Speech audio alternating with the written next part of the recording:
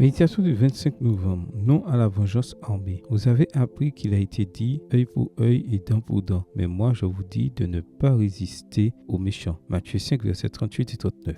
Car tous ceux qui prendront l'épée périront par l'épée. Matthieu 26, verset 52. Au moment où j'écris ces lignes, le conflit entre la Fédération de Russie et l'Ukraine se poursuit. Une tension qui a finalement conduit à l'invasion de l'Ukraine par les troupes russes le 24 février 2022. Je n'aurais jamais pensé que la souffrance des victimes de conflits qui se déroulent à des milliers de kilomètres de chez moi nous touche de si près et si tôt. Notre église locale de Sagunto, en l'espace d'un mois seulement, a déjà contribué à l'accueil d'une 60aine de familles fuyant la guerre. La semaine dernière, lors d'une collecte de fonds en leur faveur, j'ai rencontré l'épouse d'un de mes anciens élèves qui, devant l'un des tableaux qu'un professeur avait offert pour une vente au profit de la cause, a fondu en larmes. Le tableau représentait deux colombes se réfugiant dans les mains de Dieu, l'une aux couleurs du drapeau ukrainien et l'autre aux couleurs du drapeau russe. Mon mari est russe et je suis ukrainienne. Loin de moi l'idée de juger les auteurs de ce conflit ou d'autres. Tous invoquent de nobles motifs. Ils font la guerre pour la paix, pour se défendre au nom de la patrie ou de la justice. Même les mercenaires qui vivent de la guerre n'osent pas admettre qu'ils se battent, voire tuent et volent pour d'autres raisons. Mais je constate que même si les causes des guerres peuvent être inventées, les morts et les victimes sont bien réelles. Eduardo Galeano